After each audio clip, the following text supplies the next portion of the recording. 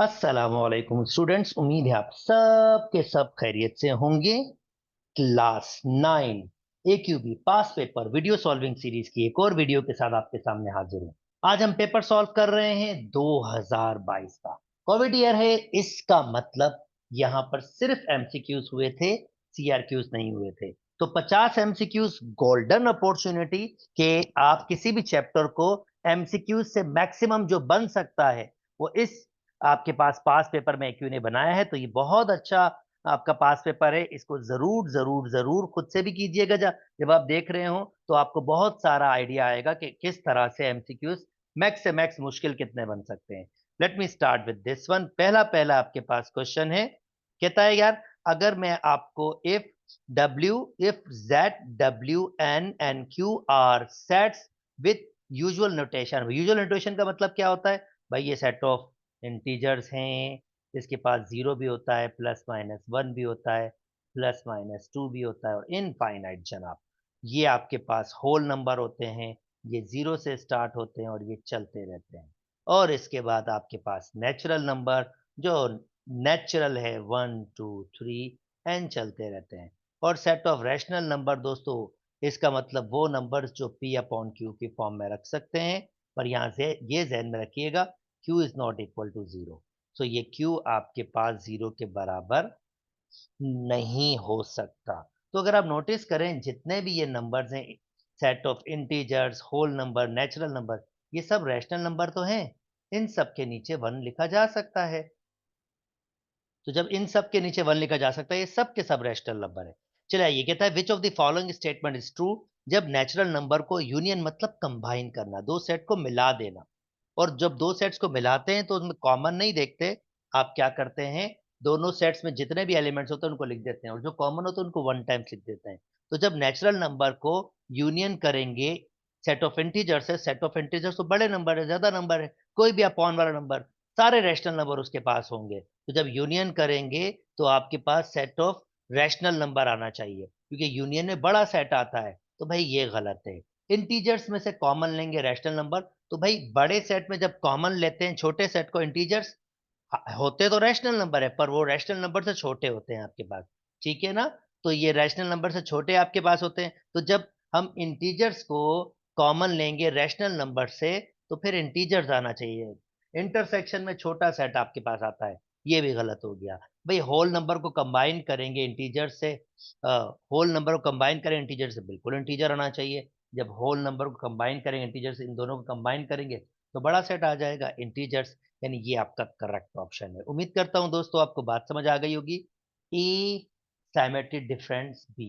Second MCQ for any non empty set A B, A symmetry difference B giving by. भाई इसका मतलब होता है दो सेट्स को कंबाइन करो, और जो सेट ये कंबाइन करके बने ना, उस सेट में से माइनस कर दो दो सेट का इंटरसेक्शन। यानी दो सेट का इंटरसेक्शन माइनस कर दो, और ये सी आपका करेक्ट ऑप्शन है। उम्मीद करता हूं दोस्तों बात समझ आ गई होगी। कि अब तीसरा एमसीक्यू कहता है जनाब, थर्ड वन में, कि इफ द पॉइंट आपके पास, ये पी पॉइंट है आपके पास, दिस वन, ये पी आपका पॉइंट है, 2x+1, 8, और क्यू आपका पॉइंट है 7, 3x। जी ये पी पॉइंट है, 2x+1, 8, और क्यू पॉइंट आपके पास होगा 7, 3x-1। देन और कहता है कि अगर हैव द सेम एब्सिसा, इन दो पॉइंट्स के पास सेम एब्सिसा हो, मतलब ये एब्सिसा मतलब होता है पहला एलिमेंट ऑर्डर पेयर का, और ऑर्डिनेट होता है दूसरा एलिमेंट ऑर्डर पेयर का। तो ये ऑर्डिनेट है दोनों का, और ये एब्सिसा है। अब ये क्या कह रहा है कि ये दो ऑर्डर पेयर हैं, इसके एब्सिसा सेम है। तो ऑर्डिनेट मुझे किसका बताना है? क्यू का। अच्छा, ऑर्डर पेयर मतलब दो पेयर जिसकी फिक्स वैल्यू होती है। अब इससे कह रहा है पी और क्यू का एब्सिसा सेम है, यानी 2x+1 पी का एब्सिसा है, और वो बराबर है क्यू का एब्सिसा 7 है। तो जल्दी से यहाँ पर भाई ये माइनस कर दिया, फिर 6 हो जाएगा, और x की वैल्यू आ रही है 3, 2 से कैंसिल आउट कर दिया दोस्तों। तो ये तो हमें मिल गया दिस वन। अब सेकंड कहता है मुझे क्या करना है, ऑर्डिनेट फाइंड करना है क्यू का। तो जस्ट इसमें x की जगह उसकी वैल्यू पुट कर दें, 9 - 1 8 आपका आंसर हो जाएगा, यानी डी आपका करेक्ट ऑप्शन है। उम्मीद करता हूं दोस्तों आपको बिल्कुल बात समझ आ गई होगी। चलें जी, नेक्स्ट मूव कर जाते हैं। डिस्ट्रीब्यूटिव प्रॉपर्टी क्या होती है? The correct statement of distributive property भाई दो किस्म की होती है, A union, B intersection C. बराबर किसके होता है? डिस्ट्रीब्यूटिव जब भी होगा यूनियन इंटरसेक्शन हमेशा साथ होगा।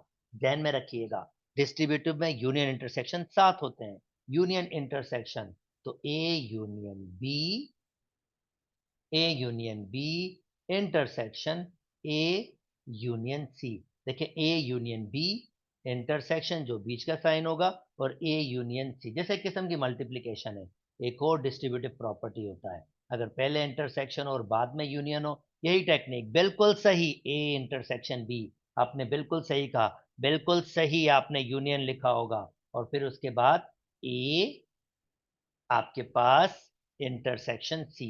पहली प्रॉपर्टी को हम कहते हैं डिस्ट्रीब्यूटिव प्रॉपर्टी ऑफ यूनियन और इंटरसेक्शन, और दूसरी प्रॉपर्टी को डिस्ट्रीब्यूटिव प्रॉपर्टी ऑफ इंटरसेक्शन और यूनियन। तो हमें कौन सा फाइंड करना है? डिस्ट्रीब्यूटिव प्रॉपर्टी ऑफ यूनियन और इंटरसेक्शन, यानी पहली वाली। तो A union B intersection C बराबर होगा A union B intersection A union C. A आपके पास करेक्ट ऑप्शन है। उम्मीद करता हूं दोस्तों बात समझ आ गई होगी। जल्दी से आगे मूव कर जाते हैं। कहता है अगर मैं आपको यूनिवर्सल दे दूं, दे दिया है भाई, ठीक है, अच्छी बात है। ए है, बी है, सी है, डी है, ई है, एफ है, जी है, एच है, ये दिया हुआ है। और कहता है कि अगर मैं आपको A complement inter union B complement दे दूं, ठीक है जी, A complement union B complement दे दूं, तो कहता है भाई मुझे ए इंटरसेक्शन बी की वैल्यू बता के। अच्छा जी, ए इंटरसेक्शन बी की वैल्यू बता के दिखाएं, इंटरेस्टिंग। चलें जी, अब इसको सॉल्व कर लेते हैं। अब मुझे इतना पता है कि A complement union B complement बराबर होता है A intersection B whole complement. De Morgan's law होता है ये। डिमॉर्गन्स लॉ एक और भी होता है, वो होता है A complement intersection B complement बराबर होता है A union B whole complement. ये भी डिमॉर्गन्स लॉ है, पर मुझे ये वाला यूज होगा यहाँ पर क्योंकि मुझे ये वैल्यू दी हुई है। तो मैं नीचे वाला बिल्कुल रिमूव कर देता हूं और जरा इसको सोचता हूं। यानी इसका मतलब ये है बच्चों कि A complement intersection B complement, जिसकी वैल्यू मुझे क्या दी हुई है, ये मैं यहां लिख दूंगा, ए बी जी एच, और A intersection B whole complement. पर भाई मुझे कॉम्प्लीमेंट नहीं चाहिए, मुझे चाहिए ए इंटरसेक्शन बी। और भाई एक सादी सी प्रॉपर्टी है, अगर कॉम्प्लीमेंट का कॉम्प्लीमेंट करेंगे ना, तो फिर आपके पास जो अंदर होगा खाली वो बच जाएगा जो मुझे चाहिए इस वक्त। तो इसका मतलब मुझे इसका भी कॉम्प्लीमेंट करना होगा, दोनों साइड कॉम्प्लीमेंट किया है। और ए बी जी एफ का कॉम्प्लीमेंट मतलब ए बी जी एफ को यूनिवर्सल से निकाल दें, तो आंसर क्या बनेगा? C D E F. और यहां क्या बच जाएगा? A intersection B. यानी आपका ऑप्शन इसमें होगा सी डी ई एफ, यानी बी आपका करेक्ट ऑप्शन होगा। मजे का एमसीक्यूज था। उम्मीद करता हूं दोस्तों आपको मेरी ये बात समझ आ गई होगी। चलें जी, नेक्स्ट मूव कर जाते हैं। नेक्स्ट आपके पास पांचवा है। कहता है यार सुनो, पांचवा हो गया। नेक्स्ट आपके पास है छठा। कहता है यार सुनो, ये वेन डायग्राम है आपके पास। चलें देख लेते हैं इस वेन डायग्राम की क्या बात है। ओके, ये वेन डायग्राम है आपके पास, और ये वेन डायग्राम है। तो कहता है इसका शेड किस ऑपरेशन में, इनमें से कितने ऑपरेशन है जो इसका शेड को रिप्रेजेंट कर रहे हैं। अच्छा पहले तो देखें ये शेड कौन सा है। अच्छा यार ये देखें तो एक्चुअली क्या है, अगर ये शेड होता ना, खाली ये शेड, तो इसका मतलब होता है ए यूनियन बी, इस शेड का। पर इस शेड को तो निकाल दिया गया है यूनिवर्सल से। ये पूरा क्या होता है, ये कंप्लीट रेक्टेंगल यूनिवर्सल होता है। तो देखिए खाली इस पोर्शन को निकाल दिया गया यूनिवर्सल से, यानी कॉम्प्लीमेंट है भाई, बिल्कुल बेसिक सा कॉम्प्लीमेंट है। यानी ये शेड जो हुआ हुआ है, ये शेड तो बिल्कुल बेसिक सा कॉम्प्लीमेंट है। सो ये आपके पास कॉम्प्लीमेंट है। So A union B whole complement, इसका मतलब सी तो सही है। और मजे की बात है यार, ये इसके बराबर भी तो होता है ना। अभी बताया था डिमॉर्गन्स लॉ है, A complement intersection B complement. इसका मतलब सेकंड भी ठीक है, फर्स्ट गलत है आपके पास। पहला और दूसरा सही है आपके पास, इसका मतलब इसका ऑप्शन होगा, सॉरी दूसरा और तीसरा सही है, तो इसका मतलब आपका ऑप्शन होगा डी। उम्मीद करता हूं दोस्तों आपको बिल्कुल बात समझ आ गई होगी। मजे मजे के एमसीक्यूज आपके पास चल रहे हैं और मजे मजे की फॉर्मेशन भी है। अच्छा जी, नेक्स्ट आपके पास दोस्तों जो आया है वो है सैमेट्री डिफरेंस का। इंटरेस्टिंग। चलें जी, अब कहता है कि भाई for any non empty set A and B, A intersection B किसके बराबर है? 2, 4, 6। ए सैमेट्री डिफरेंस बी आपको दिया गया है 1 एंड 3। ए इंटरसेक्शन बी आपको दिया गया है 2, 4, 6। और ए यूनियन बी आपको फाइंड करना है, ये आपको फाइंड करना है।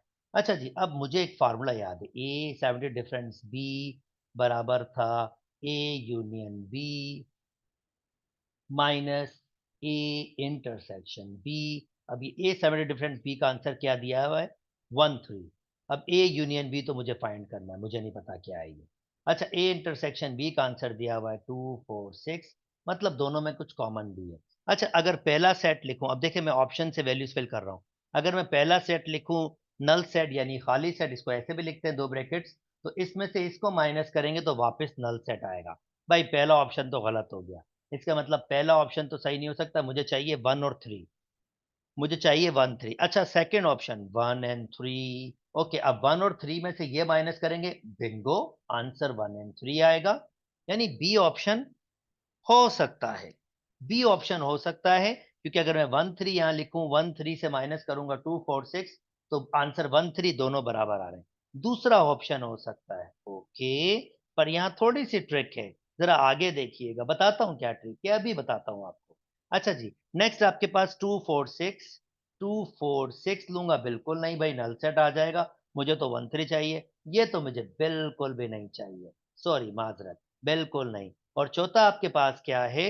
आपके पास है 1, 2, 3, 4, 6। मजे की बात, 2, 4, 6 अगर इसमें से कट जाएगा तो रिमेनिंग कितना बचेगा? 1 एंड 3। ओ, ये भी ऑप्शन 1 और 3 ही दे रहा है, यानी ये भी ऑप्शन 1 और 3 दे रहा है। तो हम कौन सा लें? हम बी लें या हम लें डी? अब देखें, हमें डी क्यों लेना चाहिए? उसका रीजन सिंपल ये है कि आपके पास जब यूनियन करेंगे, जब यूनियन करते हैं, भाई अगर मैं ए यूनियन बी करूंगा तो वो ए इंटरसेक्शन बी से बड़ा सेट होना चाहिए, और यूनियन में ऑलरेडी इंटरसेक्शन मौजूद होता है 2, 4, 6। और देखें डी सेट में 2, 4, 6 मौजूद है, यानी यूनियन में इंटरसेक्शन में ऑलरेडी, यूनियन में ऑलरेडी इंटरसेक्शन होता है, और इंटरसेक्शन का आंसर क्या दिया है आपके पास? 2, 4, 6। तो 2, 4, 6 इसमें मौजूद नहीं है, इसमें मौजूद है। इसका मतलब डी आपका करेक्ट ऑप्शन होगा। यस, टेक्निकल बट मजे का, इतना मुश्किल नहीं था। उम्मीद करता हूं दोस्तों आपको ये बात समझ आ गई होगी। अच्छा जी जनाब, नेक्स्ट आपके पास है, सो नेक्स्ट आपके पास दोस्तों, थोड़ा सा इसको बड़ा कर देते हैं ताकि आप अच्छी तरीके से देख सकें। ओके, नेक्स्ट आपके पास है, कहता है if it is giving that x is equal to 1, 2, 3, 4 and y is equal to this one, if a relation from x to y is defined by this one, then F is N. अब ये F क्या है? अब ये एक relation develop करवाई हुई है आपके पास। अब देखें, फंक्शन के लिए जरूरी है कि आपके पास डोमेन पूरा यूज होना चाहिए, और एक्स क्या होती है? डोमेन। और डोमेन क्या होता है? पहला नंबर ए बी सी। यानी अगर मैं इनको ऐसे लिखूं, ये एक्स सेट है और ये वाई सेट है, this is X, this is Y. X set में 1, 2, 3, 4, और वाई सेट में ए बी सी। अब देखें, 1 कंबाइन हुआ है ए के साथ, बिल्कुल 1 कंबाइन हुआ है आपके पास ए के साथ, सो 1 कंबाइन हुआ ए के साथ, 2 कंबाइन हुआ है बी के साथ, और 3 कंबाइन हुआ है सी के साथ। तो अब फंक्शन के लिए जरूरी क्या होता है? यानी एक आपके पास ये f फंक्शन कब होता है, जब आपके पास इसके पूरे एलिमेंट यू पर देखें यहाँ पूरे एलिमेंट यूज नहीं हो रहे, 4 बच रहा है यहाँ। अगर 4 आपके पास बच रहा है तो इसका मतलब ये फंक्शन तो नहीं है, दिस इज नॉट फंक्शन। जब फंक्शन ही नहीं होगा तो इनटू क्या ऑनटू क्या, भैया फंक्शन ही नहीं है। और फंक्शन नहीं तो फिर क्या होगा, ये बाइनरी रिलेशन है, यानी वन ओनली आपके पास ऑप्शन होगा। उम्मीद करता हूं दोस्तों आपको बात समझ आ गई होगी। और अगर आपके पास स्टिल फंक्शन की इंफॉर्मेशन नहीं है तो प्लेलिस्ट में मैंने ऑलरेडी इस चैप्टर की पूरी प्लेलिस्ट दी है, आप वहां पर अपना टॉपिक ये फंक्शन रिवाइज कर सकते हैं। चलें जी आगे मूव कर जाते हैं दोस्तों। नेक्स्ट आपके पास है ओके, कहता है विच of the following does not represent a function. भाई इसको देखते हैं। ओ फंक ये तो एक साथ बहुत सारी रिपीटिशन हो रही है। अब देखें, पहली बात तो ये फंक्शन क्यों नहीं है, क्योंकि इसके सारे एलिमेंट यूज ही नहीं हो रहे, डोमेन पूरा यूज होना होना चाहिए। और भाई ये इतने सारी रिपीटिशन भी हो रही है, तो ना ही रिपीट होना चाहिए, ना ही आपके पास ऐसा होना चाहिए कि डोमेन पूरी यूज ना हो, तो ये फंक्शन नहीं, यानी पहला ऑप्शन बिल्कुल सही है। अच्छा सेकंड में आते हैं, सेकंड में ए ऑप्शन सही है वैसे। सेकंड में आते हैं, सेकंड देखें, ये जा रहा है इसके पास, ये जा रहा है इसके पास, ये इसके इसके, ये फंक्शन है क्योंकि देखें डोमेन पूरा यूज हो रहा है और डोमेन सिर्फ एक दफा यूज हो रहा है। ए वन दफा हुआ है, बी भी वन दफा हुआ है, सी भी वन, तो ये बिल्कुल प्योर प्योर प्योर किस्म का फंक्शन है। थर्ड वन, अब नोटिस करें, ए बी सी डी पूरा यूज हो रहा है, बिल्कुल यूज हुआ है दोस्तों। और आपके पास ए भी वन टाइम्स यूज हुआ है, बी भी वन टाइम, सी भी वन टाइम्स, डी बिल्कुल ये जरूर रिपीट हुआ है, पर यहाँ पर कोई रिपीटिशन नहीं है, तो ये भी फंक्शन है आपके पास। अच्छा जी, और ये तो बहुत सादा सादा सा आपके पास है फंक्शन, तो डेफिनेटली ये भी आपके पास क्या होगा, फंक्शन होगा। उम्मीद करता हूं दोस्तों आपको ये बिल्कुल बात समझ आ गई होगी। अच्छा जी नेक्स्ट मूव कर जाते हैं, कोई और ऑप्शन, एमसीक्यू जी, नेक्स्ट मूव कर जाते हैं। ओके जनाब, इसको देख लेते हैं, थोड़ा सा इसको बड़ा कर देते हैं ताकि आप विजिबल सही तरीके से कर सकें। ओके जी, जल्दी जल्दी देख लेते हैं। कहता है common notation, common notation of a number. इसकी कॉमन नोटेशन आपके पास नंबर की कितना है, ये है 1.00342 इंटू 10⁻⁶। तो पॉइंट अगर ऐसे है तो इसका मतलब 6 ऐसे मूव होगा, 1 2 3 4 5 6, तो ये हो जाएगा 1003421.6, यानी सी आपका करेक्ट ऑप्शन होगा। उम्मीद करता हूं दोस्तों आपको सिंपल फॉर्म में कन्वर्ट करने का आइडिया आ गया है। अब इसका मतलब क्या है दोस्तों, बहुत सादा सा मतलब है भाई, 2 पावर 5 32 के बराबर होता है, तो हम इसको लॉगरिथम में कैसे लिखते हैं, लॉगरिथम में ऐसे लिखते हैं, लॉग, ये लॉग का ऑपरेटर है, बेस 2, ये नंबर 32, और ये 5, इसको भी ऐसे ही रीड करेंगे, 2 पावर 5 32 है, आप कहेंगे 2 पे मैंने 5 पावर दिया है, आंसर 32 आया। यानी अगर आपके पास कोई ऐसे लिखा होगा 3 आपके पास 81, तो आप कहोगे 3 पे मैंने 4 पावर दिया होगा, तो आंसर क्या आया होगा, 81। सिमिलरली अगर आपके पास कोई ऐसे लिखा हुआ होगा log 2 और 6, तो आप कहेंगे 2 पे मैंने 6 पावर दिया होगा और आंसर 64 आया होगा। यानी ये निकालना कोई इतना मुश्किल नहीं। और अगर आपके पास ऐसे लिखा हुआ हो, फॉर एग्जाम्पल ये 32 और ये 5, तो मैं किस नंबर पे 5 पावर दूंगा कि आंसर आपके पास 30 हो जाएगा, तो 2 पे 5 पावर दूंगा और आंसर क्या हो जाएगा, 32। उम्मीद करता हूं ये वाली जो मैंने डेवलप किया है आपको बिल्कुल समझ आ गया होगा। तो चले आइए अब इस भाई से पूछते हैं, आप क्या कह रहे हैं। ये कह रहा है ए पे पावर 3 दूंगा तो आंसर 125 है, तो ए बता दो। ए पे पावर 3 दूंगा तो आंसर आपके पास 125 है। इसको मैं नीचे ले आता हूँ, 1/a, 1/25, ये 1, इसको रिवर्स कर देता हूँ, अगर ये उल्टा हो जाएगा दोस्तों तो ये भी उल्टा हो जाएगा आपके पास। तो a बराबर 125 और 1, ये बच्चों किसके बराबर होता है, 5 पावर 3 के। ओके, और इसको लिख सकता हूँ 1/5। अच्छा ये पावर मैंने यहाँ पर हटा दिया था, पावर मैं इसको वापस दे देता हूँ, ये 3 पावर यहां भी आएगा, ये 3 पावर यहां भी आएगा, 3 पावर यहां भी आएगा, 3 पावर यहां भी आएगा, अब मैं दोनों को 3 पावर दे सकता हूँ क्योंकि 1 पे तो कोई भी पावर रखे कोई फर्क पड़ता नहीं है। तो इसका मतलब जब पावर सेम होते हैं तो वैल्यूज भी सेम होती है और a की वैल्यू आएगी हमारे पास 1/5। So a is actually equal to 1/5। उम्मीद करता हूं दोस्तों आपको बात समझ आ गई ही होगी। चलें जी नेक्स्ट कहता है अगर मैं आपको ये कहूं कि log 3x minus log x square plus log x minus Y भाई साहब किसके बराबर है, अगर मुझे ये बता दो तो मैं जल्दी से इससे पहले आपको लॉस की अंडरस्टैंडिंग करवा देता हूं ताकि आपके पास लॉस की अंडरस्टैंडिंग हो जाए। भाई अगर लॉग होता है ए कोई एक्स वाई मल्टीप्लाई कर रहा होता है तो भाई लॉग ए एक्स प्लस लॉग ए वाई। भाई अगर कोई लॉग हो और डिवाइड कर रहा हो तो वो बराबर होता है लॉग ए एक्स माइनस लॉग ए वाई। और भाई अगर कोई लॉग ए आपके पास हो लॉग ए आपके पास हो और कोई एक नंबर एक्स हो और कोई पावर हो तो पावर पहले आ जाता है लॉग ए एक्स। और फिर एक लास्ट वाला बेस चेंजिंग लॉ होता है। अगर लॉग ए बी आपके पास कोई हो तो बेस चेंजिंग लॉ कहता है अपनी मर्जी की बेस दे दो। ये बेस होती है तो बेस मैंने सी दे दी, ये बी वैसे ही रहता है और डिवाइड में वापस लॉग सी, ये जो ए होता है वो यहाँ आ जाता है। इसको हम कहते हैं बेस चेंजिंग लॉ। अब ये चार लॉज आपके पास दोस्तों ठीक ठाक किस्म के लॉगरिथम में यूज होते हैं। तो चले आइए इसको स्टार्ट करते हैं और इसको आपको बताते हैं कि ये किसके बराबर हो सकता है वर्किंग। तो पहला मैं इन दोनों को लिख रहा हूं बीच में माइनस है।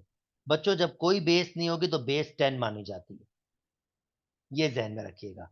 10 को लिखो लिखो आपकी मर्जी, यानी लॉग बेस यहां पर सबकी सेम है क्योंकि बेस सेम होना जरूरी है। ऐसे लॉ नहीं लगते, बेस सेम होना बिल्कुल जरूरी है। ठीक है देखें बेस सेम, यहाँ पर बेस चेंजिंग लॉ तो यहाँ में चेंज करनी होती है। तो ठीक है ये दोनों आपके पास है, बीच में माइनस है तो मैं क्या लिख रहा हूँ लॉग 10 नहीं लिख रहा हूँ क्योंकि वो आपके पास ऑलरेडी है। तो भाई अगर माइनस हो तो डिवाइड में लिख दो, तो मैंने दोनों को डिवाइड में लिख दिया, यानी इन दोनों को मैंने क्या किया ये वाले इसमें कन्वर्ट कर दिया और बाकी इसको मैंने ऐसे ही रखा। ओके, इसमें से एक कैंसिल कर सकता हूँ या चलें देख लेते हैं, पता नहीं उन्होंने कैंसिल किया है या नहीं किया। तो हम एंड में देख लेंगे जो आपके पास बनेगा। अब बीच में अगेन आपके पास प्लस हो तो दोस्तों किस में लिख लेते हैं मल्टीप्लाई में लिख लेते हैं।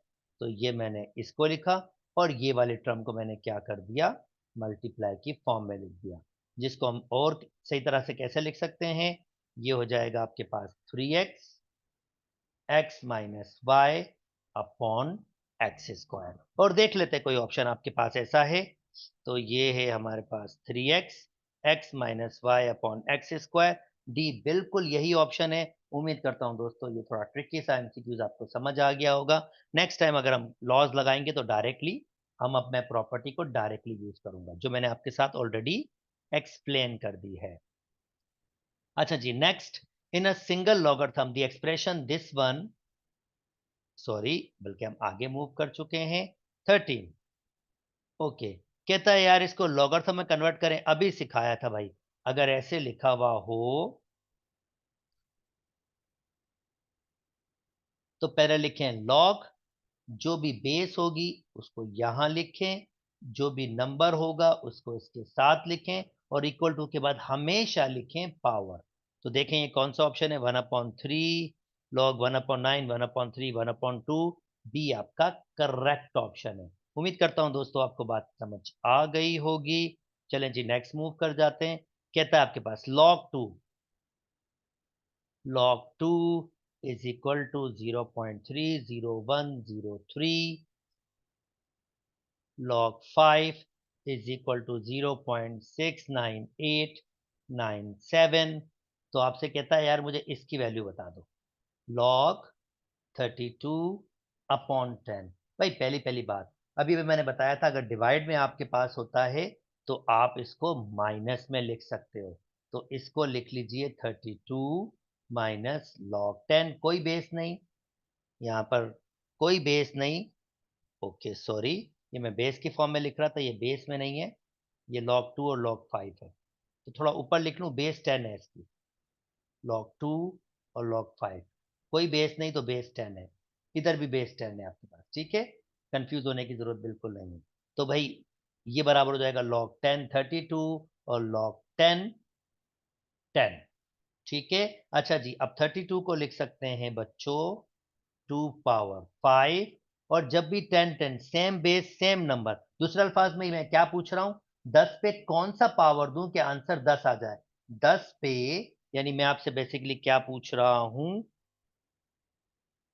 10 पे कौन सा पावर दूं, 10 पे कौन सा पावर दूं कि आंसर 10 आ जाए, तो ऑब्वियसली वो 1 होगा, अगर 10 पे 1 पावर दूंगा तो आंसर 10 ही आ जाएगा। तो इसका मतलब ये जब भी देखें बेस बेस और नंबर सेम तो वो 1 के बराबर होता है। 5 पहले ले आता हूं, 5 पहले ले आया, log 10 2, अच्छा जी 5, अब log 10 2 की वैल्यू दी हुई है, log 10 2 दिया हुआ है 0.30103, माइनस करेंगे हम 1 के साथ, कोई गड़बड़ नहीं चाहिए, बिल्कुल बेसिक सी कैलकुलेशन है, यहाँ पर बिल्कुल बेसिक सी कैलकुलेशन को हम चलाएंगे। 5 को मल्टीप्लाई करूंगा 0.03, सिंपल कैलकुलेटर आपके पास अलाउ होता है, तो आप आराम से ये मल्टीप्लाई कर सकते हैं। मैंने 5 को मल्टीप्लाई किया है 0.30103 से, तो मेरे पास आंसर आया 1.50515, -1 ऑब्वियसली आंसर होगा 0.50515, और देखें तो 50515 बी आपका करेक्ट ऑप्शन है। उम्मीद करता हूं दोस्तों आपको बिल्कुल ये बात समझ आ गई होगी, कोई जल्दबाजी नहीं, आराम आराम से हम काम करेंगे ताकि सारी बातें आपको समझ आ सके। अच्छा जी, नेक्स्ट पे चलते हैं। अब नेक्स्ट में आपके पास क्या है, थोड़ा सा इसको बड़ा कर देता हूं ताकि आप टेबल को सुकून से देख सकेंगे, टेबल बेसिकली बोल क्या रहा है। ओके, ये टेबल है आपके पास बच्चों, कहता है यार इन the giving table correct option has rational expression and polynomial. भाई पॉलिनोमियल होती है जिसमें आपके पास वेरिएबल में कोई नेगेटिव या फ्रैक्शन पावर ना हो, और रैशनल होती है जब दो पॉलिनोमियल्स डिवाइड के फॉर्म में हो, यानी ये पॉलिनोमियल है, और अगर दो पॉलिनोमियल डिवाइड की फॉर्म में हो तो ये रैशनल एक्सप्रेशंस होती हैं। सिंपल, ये नंबर 1 भी पॉलिनोमियल है, अगर 1/x होगा ये भी रैशनल एक्सप्रेशन होगी आपके पास, ठीक है। यानी पॉलिनोमियल में जो पावर्स होते हैं वेरिएबल्स के वो कभी भी नेगेटिव नहीं होते हैं, और रैशनल नंबर्स कौन से होते हैं, जो दो पॉलिनोमियल्स को डिवाइड में रखता है। अब मैंने थोड़ी सी बेसिक्स आपके साथ डिस्कस कर ली है, तो जल्दी जल्दी देखते हैं कि कहता है, हमें क्या कह रहा है कि हमें बताएं कि कौन सी सही टेबल में लिखा हुआ है रैशनल एक्सप्रेशन एंड पॉलिनोमियल। तो भाई रैशनल एक्सप्रेशन बिल्कुल नहीं, ये तो रेडिकल वाला है, ये तो इररेशनल है, तो जब पहला ऑप्शन कट गया तो उसको देखने की जरूरत नहीं है। और 1/2x² + 1 वैसे ये रैशनल एक्सप्रेशन है, ठीक है। ये पॉलिनोमियल 1 यानी नंबर भी एक पॉलिनोमियल ही होता है, क्यों, क्योंकि इसके पर इसका मतलब होता है कोई नंबर होता है ना 5, तो इसको लिख सकते हैं 5 पावर x0, तो एक पावर है जो नॉन नेगेटिव ही है, होल नंबर पावर आपके पास पॉलिनोमियल्स में होते हैं। चलें जी, ठीक है, नंबर भी पॉलिनोमियल है। अच्छा, ये कह रहा है रैशनल एक्सप्रेशन 1/x², बिंगो, बिल्कुल रैशनल एक्सप्रेशन है, पॉलिनोमियल बिंगो, ये एक पॉलिनोमियल है, तो बी आपके पास बिल्कुल करेक्ट ऑप्शन है। उम्मीद करता हूं दोस्तों आपको बिल्कुल बात समझ आ गई होगी। चलें जी, आगे मूव करते हैं, और ये कहता है क्या करना है हमने नेक्स्ट। नेक्स्ट एमसीक्यूज कहता है अगर 12a/5 को प्रोडक्ट करना है, मल्टीप्लाई करना है हमने a⁻³ b⁻4 a⁻4 multiply by b⁻2 से, अगर मुझे इसको प्रोडक्ट करना है। ओके जी, बहुत सारी चीजें कटती हुई नजर आ रही हैं मुझे, तो ये एक, अब ये कितने पावर है, ये 4 पावर हैं, ये 3 पावर, तो ए एक बचेगा, और ये एक ए से एक ए भी खत्म हो गया, ए से जनाब सीरीज खत्म हो गई है, 4 1 ज़ा 4 3 ज़ा, यहाँ 3 बचा, और बी का पावर यहाँ दो है, यहाँ 4 है, तो b² बचा, और इस 5 का भाई साहब कुछ भी नहीं कर सकते क्योंकि 5 तो हमारे पास किसी के पास जा नहीं रहा। ऊपर बचा है 3, और क्या बचा है ऊपर में b², और नीचे बचा है 5, क्योंकि देखें नीचे सब कुछ ही कैंसिल हो गया है, 5, तो 3b² अपॉन 5, 3b² अपॉन 5, सी आपका करेक्ट ऑप्शन है। उम्मीद करता हूं दोस्तों आपको बिल्कुल बात समझ आ गई होगी। चलें जी फर्दर मूव कर जाते हैं। अब क्या कहता है, अलजबरा में पहुंच गए जनाब हम। दी value of a in the expression b minus 2c upon a is equal to d, b minus 2c upon a is equal to d। कहता है मुझे a बताएं, a की वैल्यू क्या होगी। अगर मैं आपको ये वैल्यूज दे दूं, b की वैल्यू 3 है, c की वैल्यू -1 है, a की वैल्यू आपको फाइंड करनी है और डी की वैल्यू आपको दी हुई है 5। तो मैंने सारी वैल्यूज रखी, 3 minus minus plus 2, this one 5, 2 और 3 5 upon A is equal to 5। भाई कुछ नंबर नहीं होता है 1, cross multiply 5 is equal to 5a, 5 से 5 कैंसिल करते हैं, 1 टाइम चला जाएगा, a is equal to 1, a is equal to 1, a की वैल्यू 1 कौन सा है जनाब, सी। आई होप दोस्तों आपको ये वाली बात भी समझ आ गई होगी। चलें जी 18 करते हैं। 1/a³ माइनस 1 माइनस a³ आपको फाइंड करना है और आपको क्या दिया हुआ है, a minus 1/a is equal to 1। अच्छा जी आपको ये फाइंड करना है, ये भी फाइंड कर लेंगे, कोई बात नहीं है। तो पहले हमें क्यूब चाहिए, तो क्यूबिंग बोथ साइड करते हैं। a माइनस 1/a मैंने क्या किया, यहाँ भी क्यूब किया और यहाँ भी क्यूब किया। अब बच्चों क्यूब का फार्मूला क्या होता है, ए का क्यूब होता है माइनस फिर बी का क्यूब होता है। मेरे पास ये ए की वैल्यू और ये बी की वैल्यू, ए का क्यूब होता है, ऑलरेडी फार्मूलाज आपके पास पीछे दिए हुए, आप क्यूब का फार्मूला देख सकते हो। ए का क्यूब होता है बच्चों, बी का क्यूब होता है, फिर -3a, ए की वैल्यू ए है और बी आपस में मल्टीप्लाई करते हैं बच्चों, 3ab और फिर a माइनस बी ब्रैकेट में लिखा जाता है। तो ये फार्मूला किसका है, a³ माइनस 1/b³, यानी ये फार्मूला मैंने ये पीछे लिखा है, a minus B whole cube किसके बराबर होता है, a³ माइनस b³। पीछे ऑलरेडी फॉर्मुलेशन में लिखा होगा 3ab। अगर ये वाला वर्जन नहीं लिखा होगा तो ये वाला वर्जन आप जरूर देख लें, हो सकता है आपके पास ये वाला वर्जन लिखा हो पीछे फार्मूले में, पर यहाँ पर आपके पास ये वाला यूज होगा, ये लिखा होगा आपके पास पीछे 3a² b प्लस 3ab²। मैंने यहाँ से कॉमन क्या लिया है, माइनस का 3ab, माइनस का 3ab कॉमन लिया तो ये फार्मूला इसमें कन्वर्ट हो गया। उम्मीद करता हूँ दोस्तों मैंने आपको सारी बात समझा दी है। अब a³ माइनस 1/a³, अच्छा ये किसके बराबर है, ये मैं मिटा दूं, ये फार्मूला मैंने आपको एक्सप्लेन कर दिया है दोस्तों। उम्मीद करता हूं आपको ये बिल्कुल समझ आ गया होगा। ओके,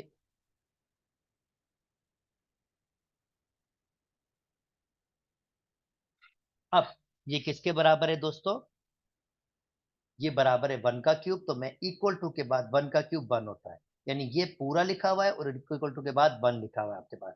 अब a³ मैंने ऐसे ही रखा, 1/a³ मैंने वैसे रखा, 1 का क्यूब 1, a³ ऐसे रखा, ये a से a कैंसिल हो गया, -3 और a माइनस बी। भाई a माइनस 1/a किसके बराबर दिया हुआ है, 1 के, तो उसकी जगह 1 लिखा, इक्वल टू के बाद क्या लिखा हुआ था, 1। ओके, a³ माइनस 1/a³ किसके बाद किसके बराबर हो जाएगा, -3 उधर जाएगा तो 1 + 3 हो जाएगा, और a³ minus 1/a³ is equal to 4।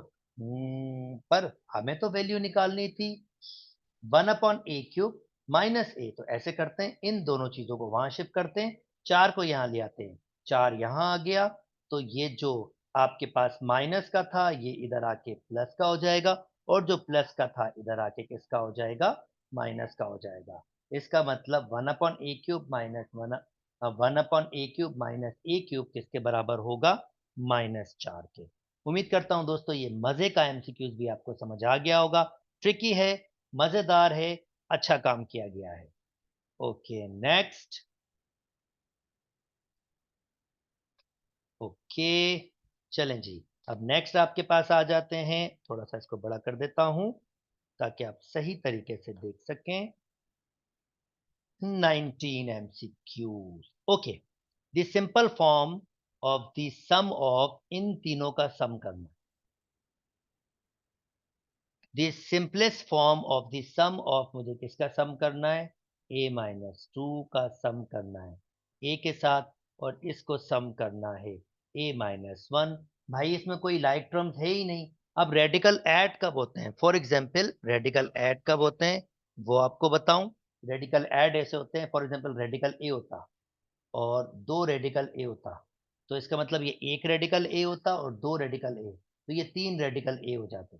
पर यहाँ पर तो हर किसी का रेडिकेंड, ये जो रेडिकल के अंदर होता है इसको हम रेडिकेंड कहते हैं, हर किसी का रेडिकेंड बिल्कुल अलग है, तो इसका मतलब ये ऐड होने ही नहीं है, तो इसको इसी शक्ल में रखना पड़ेगा और आंसर आपका डी होगा। उम्मीद करता हूं दोस्तों आपकी बात समझ आ गई होगी। ओके, कहता है the product of this one and this one. Okay जी, product a minus 1 multiply by a cube plus 1 multiply by a square plus a plus 1। अब दोस्तों अगर किसी को क्यूब का फार्मूला याद है तो वो बिल्कुल गलती नहीं करेगा, जल्दी से वो क्यूब का फार्मूला लिखेगा, A cube minus B cube, किसके बराबर होता है ये, A minus B A square plus A B plus B square. पर अगर आप नोटिस करें a माइनस बी और ये A square plus A B plus B square, तो बेसिकली यही तो लिखा हुआ है, खाली b की जगह 1 लिखा हुआ है, तो a minus one A square plus A plus one और ए क्यूब प्लस बी क्यूब को मैंने अलग रखा। जरा नोटिस कीजिए, इसमें a की वैल्यू a है और b की वैल्यू 1 है, तो a की वैल्यू a, अब मैं यहां पर वैल्यूज पुट कर रहा हूं, तो ये हो जाएगा a क्यूब माइनस बी की जगह 1 पुट कर रहा हूं, तो ये 1 का क्यूब, तो ये दो ब्रैकेट्स इसमें कन्वर्ट हो गई। अब ये ए क्यूब प्लस वन मैंने ऐसे रखा, तो ये हो जाएगा ए क्यूब माइनस वन और ए क्यूब प्लस वन। और दोस्तों आपको यार याद है ना, ए माइनस बी ए प्लस बी किसके बराबर होता था, A square minus B square, 6 - 1, यानी इसका आंसर आ जाएगा सी। उम्मीद करता हूं दोस्तों आपको बिल्कुल बात समझ आ गई होगी। चलें जी आगे मूव करते हैं मजे मजे के लेंदी लेंदी से एमसीक्यू से। Next 21, if S is something like this, मैं ये लिख देता हूं, S square plus minus two T whole square plus Y square whole square, ये बराबर दिया हुआ है 16 के, और S U whole square 2st minus 2t U square आपके पास दिया हुआ है 10 के बराबर। आपको क्या फाइंड करना है, आई होप मैं देख पाऊंगा, s minus two T plus U whole square का होल स्क्वायर फाइंड करना है। Interesting interesting question, formula wise थोड़ा टेक्निकल बनाया है दोस्तों, पर हम इसका सिंपल वर्जन पहले आपको समझाएंगे ताकि टेक्निकल वर्जन आपको आ जाए। ओ भाई यार, ये वाला फार्मूला है, A plus B plus C whole square किसके बराबर होता है, ये बराबर होता है पहले का स्क्वायर, दूसरे का स्क्वायर, तीसरे का स्क्वायर प्लस टू कॉमन, ए को बी से मल्टीप्लाई करें, ये बी, ये मैं बड़ी ब्रैकेट लगा देता हूं, फिर बी को सी से मल्टीप्लाई करें और फिर सी को ए से मल्टीप्लाई करें। ये फार्मूला होता है हमारे पास ए प्लस बी प्लस सी होल स्क्वायर। ओ भाई, ए की वैल्यू है एस, बी की वैल्यू है माइनस टू टी, सी की वैल्यू है यहाँ पर यू स्क्वायर। अब भाई वैल्यू लिखो, आपको किसके लिए बनाना है, S minus two T plus U square whole square. तो फार्मूला क्या है भाई, पहले का स्क्वायर होता है, ओके, एस का स्क्वायर, भाई दूसरे का भी स्क्वायर होता है, ओके, माइनस टू टी का भी स्क्वायर, भाई तीसरे का भी स्क्वायर होता है, ओके, यू का स्क्वायर होल स्क्वायर। भाई फिर ऐसे करें, टू कॉमन लें, फिर पहले और दूसरे को मल्टीप्लाई कर दें, S multiply by minus two T, value ध्यान में रखिएगा। फिर भाई थोड़ा सा मैं इसको इधर इधर करके ताकि गलती ना हो, प्लस फिर भाई कहता है बी और सी, भाई दूसरे और तीसरे को मल्टीप्लाई करें, -2t यू स्क्वायर। फिर भाई कहता है आखिरी आपके पास पहले और तीसरे को मल्टीप्लाई करें, यानी सी को ए से, यानी कि you square multiply by S. अब देखें, आप नोटिस करें आपके पास वैल्यूज किस किस की दी हुई थी। आपको दिया हुआ था S square -2t whole square U square, यानी इसकी वैल्यू दी हुई है कितनी, 16। और सेकंड क्या दिया हुआ है, एस, अगर आप नोटिस करें S U square, okay, S U square ये रहा। और क्या है आपके पास, -2st, ओके, ये -2at ये रहा। और क्या दिया हुआ है, -2t², ओके, -2at ऑलरेडी ये रहा। यानी मैं अगर इसको एक दफा फिर लिखूं, थोड़ा सा अरेंज करके, थोड़ा सिंप्लीफाई करके, तो ये क्या दिया हुआ है, ये दिया हुआ है S square -2t whole square और यू स्क्वायर होल स्क्वायर +2। अब जैसे इसने फार्मूले में लिखा है एस यू, मैं भी इसको अरेंज करके लिख रहा हूं, एस यू स्क्वायर को पहले लिख रहा हूं, फिर इसने क्या लिखा है -2st। अब -2st ये दिया हुआ है, तो ये -2st मैंने यहां लिख दिया। और फिर क्या दिया हुआ है आपके पास, -2t², ओके, ये रहा -2t², ये मैंने यहां दे दिया। अब मैं वैल्यूज, और मुझसे क्या कह रहा था, मुझे ये वैल्यू फाइंड करनी है, मुझे मतलब मुझे ये चाहिए, इक्वल टू के बाद इसकी वैल्यू दी हुई है मुझे 16, 16।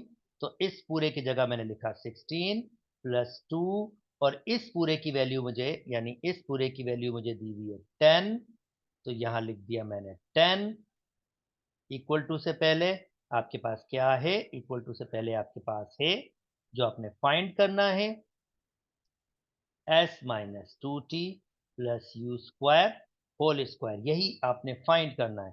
तो 16 +20, आंसर आ जाएगा 36। तो इसका मतलब आपको क्या फाइंड करना था, 36। कितना लेंथी सा, कितना टेक्निकल सा एमसीक्यूज बनाया था।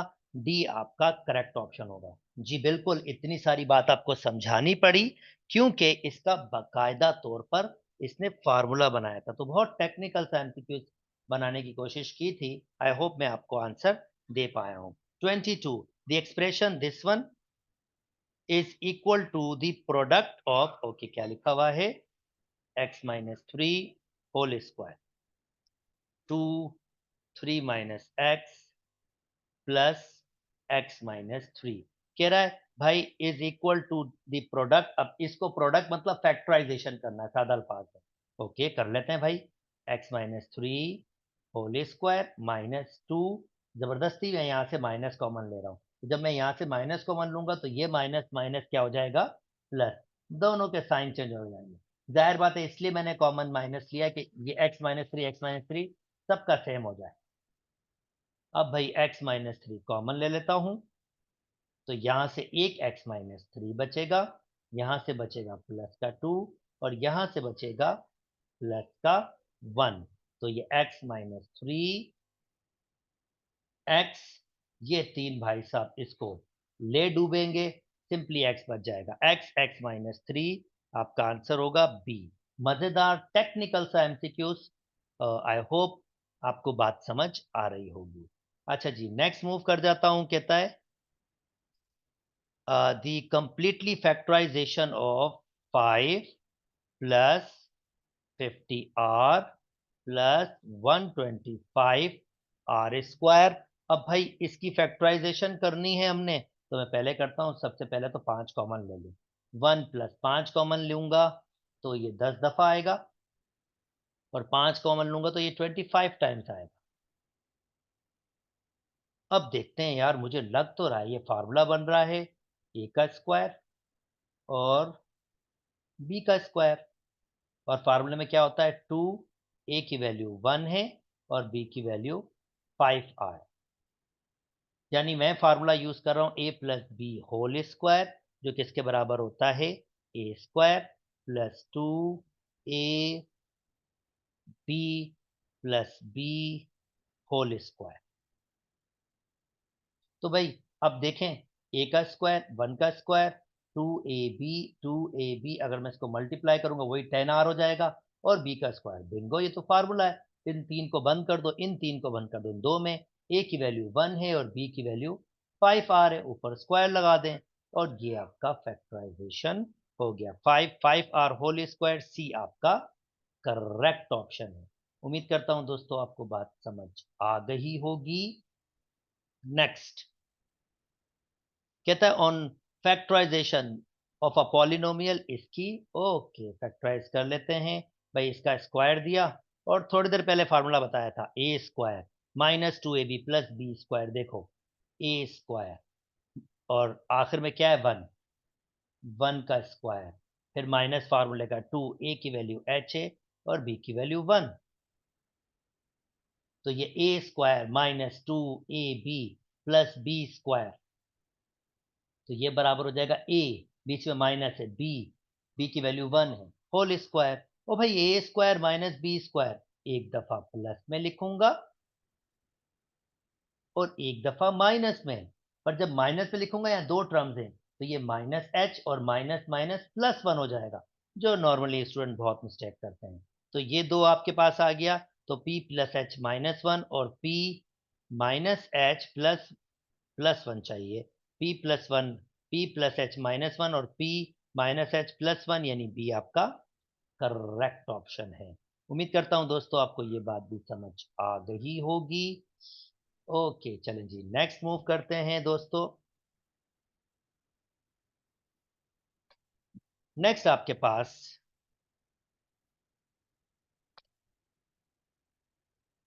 ओके नेक्स्ट आपके पास क्वेश्चन है, कहता है one of the zeros of this one, zero मतलब ऐसी कौन सी एक्स की वैल्यू है जो मैं इसमें पुट कर दूं और मेरा आंसर क्या आ जाए, जीरो आ जाए।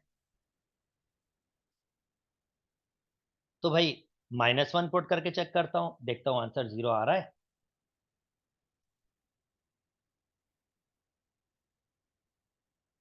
तो भाई 2 -1 का क्यूब -1 ही होता है, 3 दफा माइनस में मल्टीप्लाई करेंगे, -1 मल्टीप्लाई -1 तो -1 आ जाएगा, माइनस माइनस +1, और ये तो ये हो जाएगा -2 +1 -1, ये तो खत्म। -2 नहीं जी, ये तो जीरो नहीं बना रहा। चलिए जी अगला नंबर देख लेते हैं कौन सा है। अगला नंबर लिख लेते हैं। अगला नंबर क्या दिया हुआ है बच्चों, जीरो, और जीरो जीरो नहीं बनाएगा क्योंकि यहाँ जीरो रखेंगे, यहाँ जीरो, फिर भी -1 बच जाएगा। तो ये ऑप्शन तो डायरेक्ट ही कैंसिल कर दें, 1 लिख लेते हैं।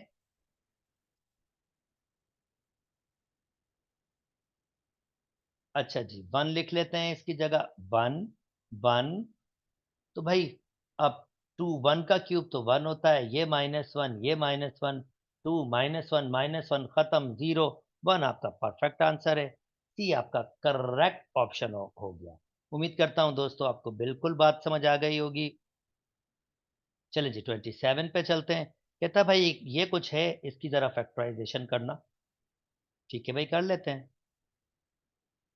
ओ यार सिंपल सा, ए का क्यूब प्लस का बी का क्यूब, पीछे फार्मूला भी दिया होगा आपके पास, ये बराबर होता है A plus B, A square minus A B multiply कर रहा है हाँ, और बी स्क्वायर। तो ये मेरा ये रहा 1/3 का क्यूब और 3a का क्यूब। मुझे मिल गया ए क्यूब बी क्यूब, खाली वैल्यूज पुट करो, ए की जगह 1/3, बी की जगह 3a, खाली वैल्यूज पुट करो और सिंप्लीफाई करो। ए का स्क्वायर यानी 1/3 का स्क्वायर तो 1/9। फिर कहता है ए और बी को मल्टीप्लाई करो, माइनस साइन है भाई, ए और बी को मल्टीप्लाई करो, ये मैंने ए को मल्टीप्लाई किया बी के साथ, ठीक है। और फिर कहता है बी का स्क्वायर यानी 3b का स्क्वायर तो 9a स्क्वायर। अच्छा भाई ये 3 से 3 कैंसिल भी हो रहा है, तो 1/3 नहीं भाई, ये प्लस से बिल्कुल कैंसिल नहीं होगा, वो मल्टीप्लाई तभी हुआ था, 1/9 ये तभी हुआ था, मल्टीप्लाई था ना यार।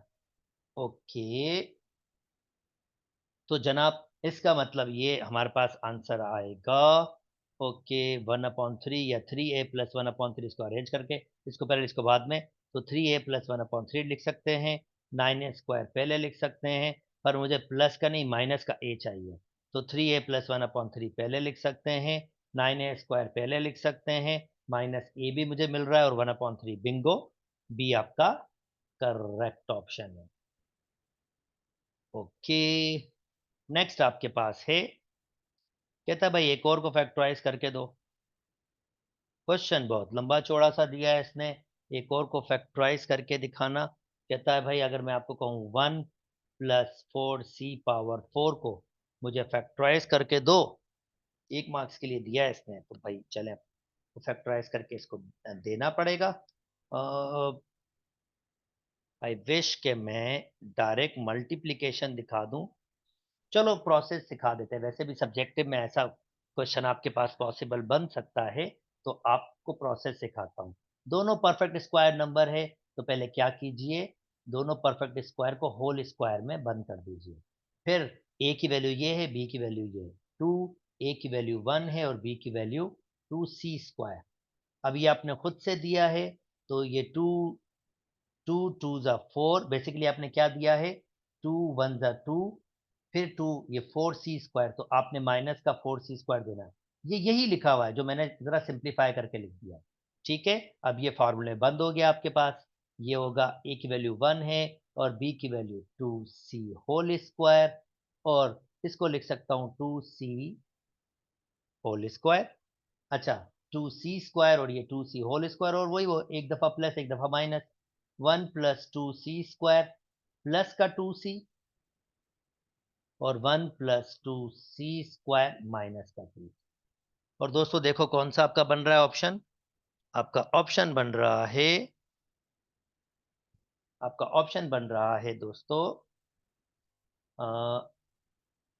अब यहां देख लेते हैं, चलो उसको अरेंज करके लिख देते हैं, 2c² प्लस के 2c+1 अरेंज करके लिख लेते हैं, और 2c² माइनस 2c+1 पावर के हिसाब से, तो 2c² plus 2c+1, 2c² minus 2c+1, पहला ही ऑप्शन सही है दोस्तों, चक्का लग गया, बिंगो। चलें जी आगे मूव करते हैं।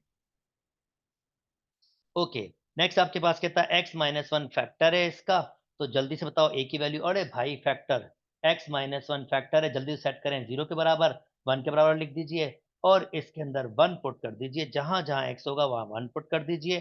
फैक्टर का मतलब ये होता है कि वो जब आप 1 पुट करोगे तो 0 आ जाएगा।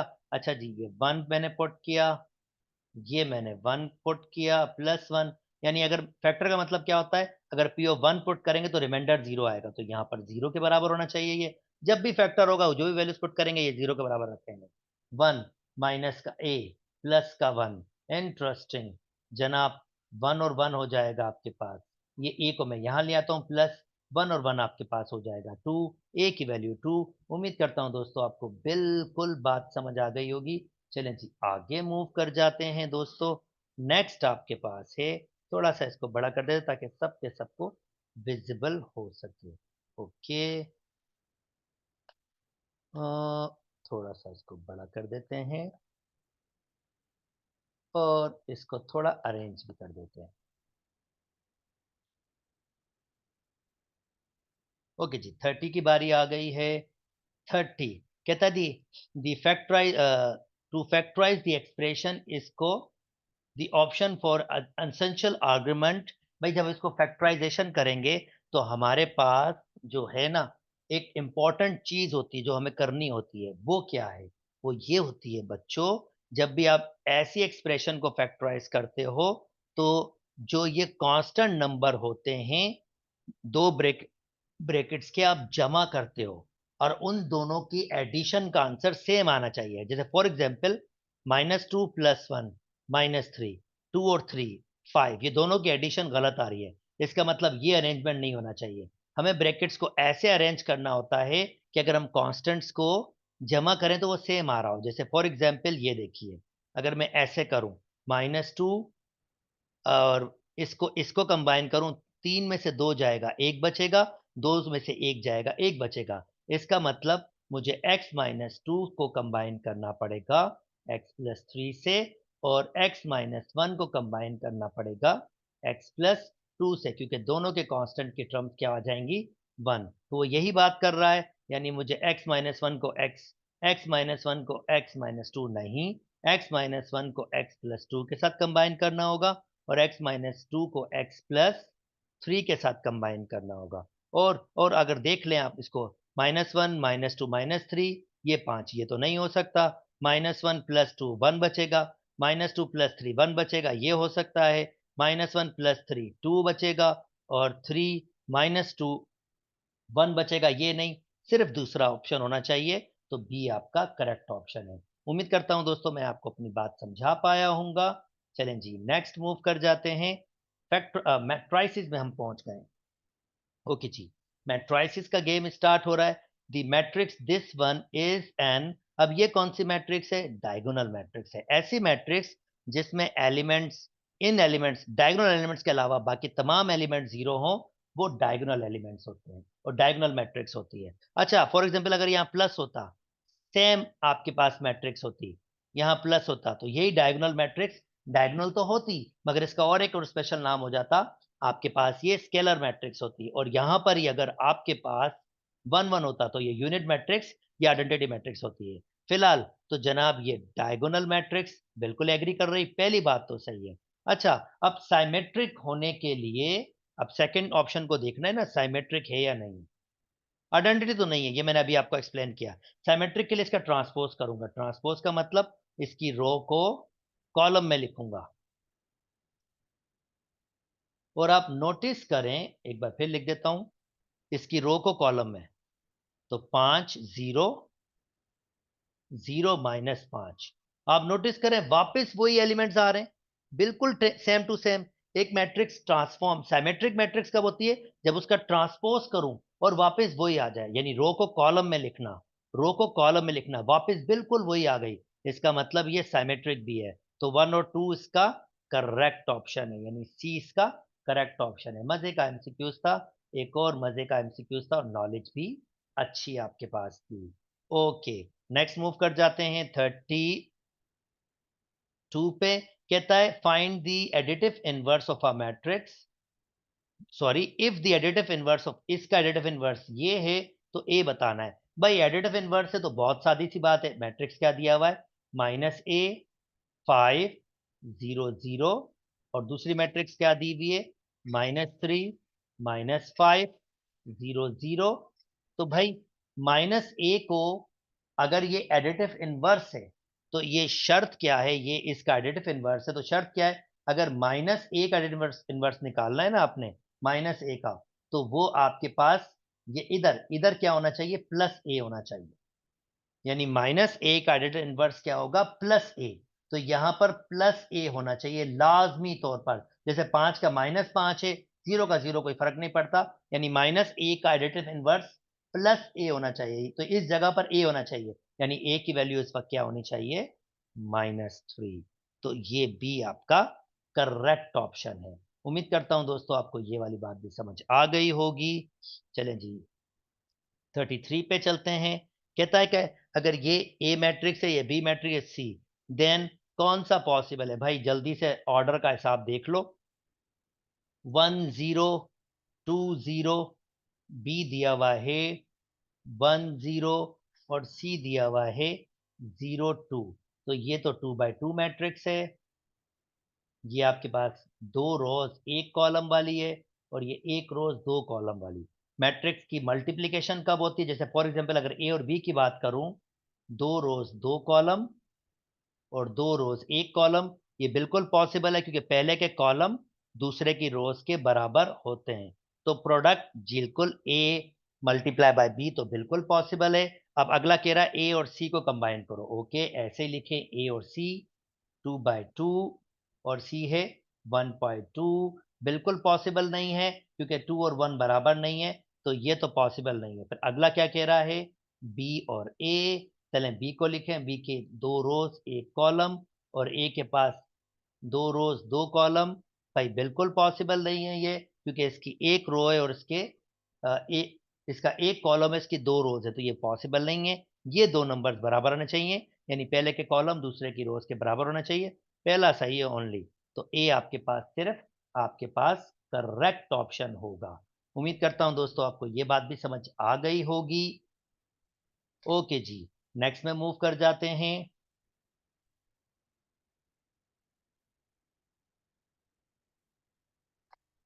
स्टिल मैट्रिसेस चल रहा है दोस्तों, थोड़ा सा इसको बड़ा कर देते हैं ताकि आपको विजिबल हो सके चीज। ओके जी। अच्छा जी, the determinant of a matrix this one is. अब the determinant of a matrix, इसका डिटर्मिनेंट बहुत सिंपल। अगर ए का डिटर्मिनेंट निकालना है, किसी मैट्रिक्स का डिटर्मिनेंट निकालना है, तो क्या करें, पहले को आखिरी से मल्टीप्लाई करें, जीरो हमेशा माइनस, दूसरे को तीसरे से मल्टीप्लाई करें, -1 मल्टीप्लाई बाय 1, तो माइनस माइनस प्लस जीरो कुछ नहीं, इसका आंसर ए आ रहा है। सी आपका करेक्ट ऑप्शन है। उम्मीद करता हूं दोस्तों आपको बिल्कुल बात समझ आ गई होगी। चलें जी, अब ये एडजॉइंट कैसे निकालते हैं। बिल्कुल सिंपल सा एडजॉइंट निकालने का तरीका। अगर आपने निकालना है एडजॉइंट ऑफ डब्ल्यू मैट्रिक्स निकालनी है, तो आप क्या करें, इन दोनों को जगह चेंज करें और इन दोनों के साइन चेंज करें। जीरो का साइन क्या ही चेंज करूंगा, जीरो तो जीरो ही रहेगा। अब ये क्या आंसर है, 1 - 1, ये नहीं होगा। 1 - 1 ए जीरो, बिल्कुल जी, बी आपका करेक्ट ऑप्शन है। उम्मीद करता हूं दोस्तों ये बिल्कुल बात समझ आ गई होगी। नेक्स्ट आपके पास कहता है मैट्रिक्स के फॉर्म में लिखना है, और मैट्रिक्स के फॉर्म में कैसे लिखा जाता है, चलें जी अभी समझाते हैं आपको। इन इक्वेशंस को मैट्रिक्स के फॉर्म में लिखने की बात कर रहा है। पहले तो क्या करें, -x + y, नंबर को वहां शिफ्ट करें, -1, ठीक है। या चाहे तो अकॉर्डिंग टू कंडीशन, अगर आप चाहें तो, जैसे मुझे यहाँ पर एक आईडी, चलो देख लेते हैं कौन सा पॉसिबल आपके पास बना होगा। ये अगर देखूं -1 यहाँ पर है तो शुरू में, ठीक है, तो 1 उधर शिफ्ट कर दीजिए, -x + y = -1, और 3 उधर शिफ्ट कर दीजिए, 3 नंबर को उधर शिफ्ट कर दिया। अब लिखते कैसे हैं, x का कॉफिशेंट -1, y का कॉफिशेंट 1। अब यहाँ पर x का कॉफिशेंट, ये कॉफिशेंट होता है 1, y का कॉफिशेंट नहीं है तो जीरो मानेंगे, मल्टीप्लाई करेंगे x और y, और इक्वल टू के बाद क्या नंबर है हमारे पास, -1 और 3। तो देखें ये कौन सा ऑप्शन दिया, माइनस वाले में -1, 1 1 -3, -1 1 1 0 एक्स वाई 1 एंड -3। अच्छा ये भी गड़बड़ में है। अच्छा चलें, थोड़ी सी सिंप्लीफिकेशन का गेम है और कुछ नहीं है। अगर मैं इसको देखूं, -1 यहाँ दिया हुआ है, पर ये मेरे पास -1 उधर 3 प्लस का है, तो ये -3 नहीं होगा। ये 1 और 3 तो मेरे पास हो सकता है, फिर यहाँ पर क्या होना चाहिए, ये यहाँ पर 1 और -1 का गेम आपके पास आ रहा है। ओके, इसका मतलब है थोड़ा सा इसको डिफरेंट, ये ऑप्शन तो डेफिनेटली कट गए, क्योंकि इक्वल टू के बाद तो होना चाहिए -1 और 3 होना चाहिए, 1 और 3 होना चाहिए, तो ये दो ऑप्शन तो कट गए। अच्छा अब ये दो ऑप्शन आ रहे हैं आपके पास। अब जो मैंने बनाया है सिंप्लीफिकेशन में, अब उसकी मर्जी है, उसने वहां शिफ्ट किया हो यहाँ शिफ्ट किया हो, इसलिए थोड़ी सी मुझे यहाँ पर इसको देखना पड़ेगा। मुझे लग रहा है कि इसने शिफ्टिंग कैसे की होगी, इस वाले को 1 को इधर रखा होगा, x को वहां लेके गया होगा प्लस का x, और y को उधर लेके आया होगा माइनस का y, और इसको ऐसे ही किया होगा इसने। और अगर मैं इसको अगर बनाऊंगा तो ये हो जाएगा 1 -1, x की जगह 1, उसका y कोफिशिएंट 0 है जैसे मैंने आपको बताया था, x y और इक्वल टू के बाद 1 और 3, यानी दोनों ही पॉजिटिव हो गए। तो नंबर 1 और 3 पॉजिटिव खाली इसी में, और देखें ये डी वाला बिल्कुल बन भी रहा है। चलें वैसे भी बन सकता था पर ऑप्शन नहीं है, अब क्या कर सकते हैं, तो हमने ऑप्शन के हिसाब से इसको ट्रिकी अंदाज में उन्होंने बनाया था, तो मैंने ऑप्शन के हिसाब से उसको बना दिया। अच्छा जी ये भी हो गया दोस्तों। ओके, थोड़ा सा बड़ा कर देते हैं।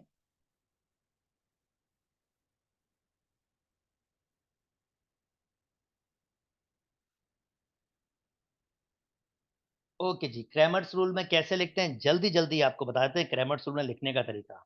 एक्स आपको मिलेगा, अगर आप क्या करेंगे, एक्स के कोफिशिएंट, क्रैमर्स रूल में लिखने की टेक्निक आप सिखा रहा हूँ, अब लिखना क्या है, यूजिंग क्रैमर्स रूल, वाई को लिखना है, तो वाई को लिखने की टेक्निक सिखा रहा हूँ। वाई कैसे मिलेगा आपको, आप क्या करें, ये इक्वल टू के बाद जो नंबर है, इक्वल टू के बाद जो नंबर है 1 3 उसको पहले लिखें, और फिर ये जो आपके पास y के कोफिशिएंट हैं, y के कोफिशिएंट क्या है 1, और इस वक्त -1 वो लिख दें, और डिवाइड में क्या लिखें आप, ये x का कोफिशिएंट 1 y का कोफिशिएंट 1, x का कोफिशिएंट 1 और y का -1। ये मैंने y को डायरेक्ट लिखने की टेक्निक सिखाई है। तो 1 3 1 -1 अपॉन, इसने सी में ये लिखा था 1,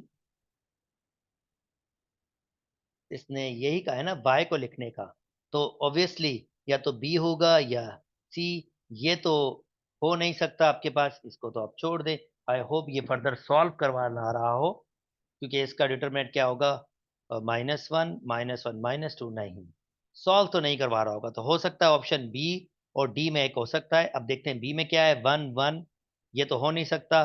डी में 1 3 1 -1 1 1 1 -3, डी आपका करेक्ट ऑप्शन है। फॉर एग्जाम्पल एक्स कैसे बनाते, चलो एक्स भी बताता हूँ बच्चों। एक्स कैसे बनाते, आपके पास, सॉरी सॉरी सॉरी सॉरी बच्चे, एक्स, ये बेसिकली मैंने एक्स बनाने की टेक्निक बनाई है। पहले जो लिखते हैं वो एक्स वाला लिखते हैं 1 3, सॉरी मैं अपने अल्फाज वापस लेता हूं। तो ये मैंने एक्स वाली टेक्निक बनाई है। चलो मैं आपको वाई ऑप्शन बनाने की टेक्निक सिखाता हूं। सिर्फ फर्क क्या आएगा, सिर्फ फर्क क्या आएगा, ये एक्स, एक्स के कोफिशिएंट को पहले लिख दीजिएगा, और ये जो 1 3 है जो आपके पास इक्वल टू के बाद है वो यहां लिख दीजिएगा, और डिवाइड में वही रहेगा 1 1 1 -1 जो मैंने आपको बनाना सिखाया था। तो इसका डी ऑप्शन नहीं होगा, इसका बी ऑप्शन करेक्ट होगा। डी नहीं दोस्तों, बी ऑप्शन, क्योंकि ये वाई के लिए बना हुआ है और ये बेसिकली एक्स के लिए बना हुआ है। उम्मीद करता हूं दोस्तों आपको बात समझ आ गई होगी, और आई होप आपकी कोई आपके पास कंफ्यूजन डेवलप नहीं हुई होगी। चलें जी जल्दी से आगे चल लेते हैं दोस्तों। कहता है X Y are two square matrix, दो स्क्वायर मैट्रिक्स, अगर एक्स वाई को मल्टीप्लाई किया है और वाई एक्स को मल्टीप्लाई किया है तो आंसर आपके पास आइडेंटिटी मैट्रिक्स आया है। और दोस्तों ये तभी होता है सिर्फ जब एक्स और वाई एक दूसरे के मल्टीप्लिकेटिव इनवर्स हो। ये तभी होता है सिर्फ जब एक्स वाई एक दूसरे के मल्टीप्लिकेटिव इनवर्स हो। तो ए ऑप्शन आपका परफेक्ट ऑप्शन ऑप्शन है। ठीक है जी, आगे मूव कर जाते हैं दोस्तों। कहता है द मल्टीप्लिकेटिव इनवर्स ऑफ, अब मल्टीप्लिकेटिव इनवर्स कैसे निकालते हैं जल्दी जल्दी आपको बताते हैं। पहले निकालते हैं एडजॉइंट मल्टीप्लिकेटिव इनवर्स। वैसे एक और टेक्निक पे, पर वो थोड़ा लेंदी हो जाएगा, हम शॉर्ट कर लेते हैं। तो पहले मल्टीप्लिकेटिव इनवर्स ए इनवर्स बराबर होता है adjoint of A divided by determinant of A. तो जल्दी से एडजॉइंट निकालता हूं, इन दोनों की जगहें चेंज करेंगे और इन दोनों के साइन चेंज करेंगे।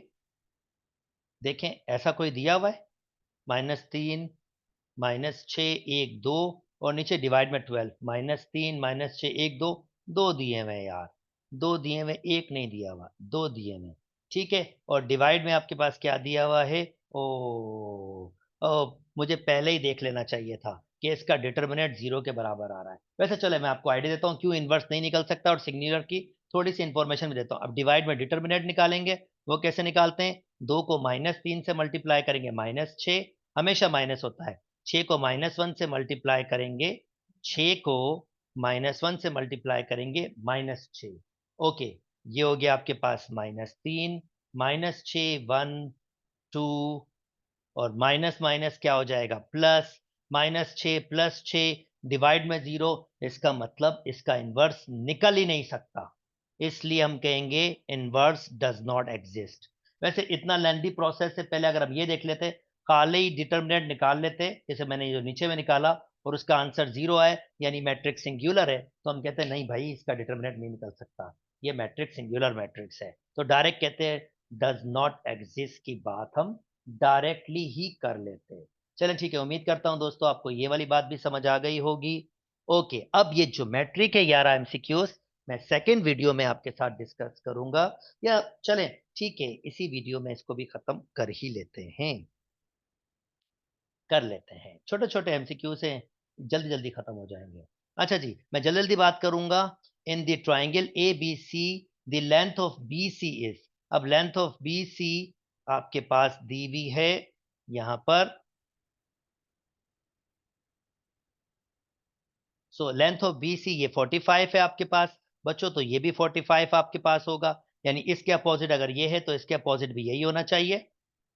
जब दो एंगल्स बराबर होते हैं तो उनकी अपोजिट साइड्स बराबर होती है, तो मुझे लेंथ ऑफ बी सी चाहिए, तो बी सी इसके बराबर ही होगा। छोड़े ट्रिग्नोमेट्री को, क्या यूज करना है, बेसिक सी चीज है, इसी फॉर्म में आप इसको रख दीजिए। जल्दी से आगे मूव कर जाते हैं दोस्तों, नेक्स्ट। कहता है इन अ करस्पॉन्डिंग, ये करस्पॉन्डिंग है triangle A B C correspond this one, और ये कॉन्ग्रेंट है। एक्स की वैल्यू फाइंड करनी है। कॉन्ग्रेंट मतलब दोस्तों, मैं इसको थोड़ा सा बड़ा करता हूं ताकि इसको आप देख सको कि ये क्या कहना चाह रहा है। ओके भाई, अगर ये करस्पॉन्डिंग में है और ये कॉन्ग्रेंट आपके पास है, यानी एंगल ए एंगल डी के, एंगल बी एंगल एफ के, और एंगल सी एंगल ई के बराबर है, तो एक्स की वैल्यू फाइंड करनी है। आप जल्दी से देखें एक्स की वैल्यू कहां पर है। एक्स एक्स एक्स एक्स, ये रहा एक्स। तो एक्स कौन सी साइड है, ए बी। भाई ए बी साइड किसके बराबर होगी, डी एफ के। ओके, डी एफ ये रहा 15। तो भाई ए बी साइड ये रही, और डी एफ ये रहा 15। तो जल्दी से लिख दीजिए 2x-5 किसके बराबर, 15 के। और 2x 5 उधर जाएगा तो ऐड हो जाएगा, वो 20 हो जाएगा। 2 से डिवाइड कर दीजिएगा, आंसर आ जाएगा 10। तो इसका मतलब इसका आंसर डी है, जो आपका करेक्ट ऑप्शन है। जल्दी से आगे मूव कर जाते हैं दोस्तों। नेक्स्ट आपके पास है, थोड़ा सा इसको बड़ा कर देते हैं ताकि आप विजिबल तरीके से देख सकें। फिगर्स हैं आपको अच्छी तरीके से नजर आनी चाहिए। कहता है इन करस्पॉन्डिंग ट्राइंगल दिस वन, ये करस्पॉन्डिंग है ए बी आपके पास ई एफ के बराबर है। ये बराबर भी दिया हुआ है, सिंपल सी बात है। और यार तीन साइडें बराबर है, ट्राइंगल कॉन्ग्रेंट है। तो एंगल ई, यानी जब तीन साइडें बच्चों बराबर हो तो ये ट्राइंगल बेसिकली कॉन्ग्रेंट है। तो इसका मतलब मुझे एंगल ई फाइंड करना है। एंगल ई बराबर होगा एंगल ए के। एंगल ए 61 दिया है, तो बी आपका करेक्ट ऑप्शन होगा। उम्मीद करता हूं दोस्तों आपको बात समझ आ गई, बिल्कुल बेसिक से एमसीक्यूज हैं। चलें जी next. Again in corresponding, again congruent दिया हुआ है, डीएफ फाइंड करना है। ये डी से एफ आपके पास बराबर होगा जनाब ए से सी के। तो ए से सी, और चलें जी यहां पर थोड़ी सी वैल्यूज दी हुई और दो दो ट्राइंगल्स दी हुई। अच्छा यहां पर खैर मुझे डी से एफ फाइंड करना है। सो डी से एफ 12 के बराबर है, और डी से एफ बराबर है ए से सी के। और ए से सी मेरे पास है x+3। देख सकते हैं ए से सी डी से एफ एक ही बात है।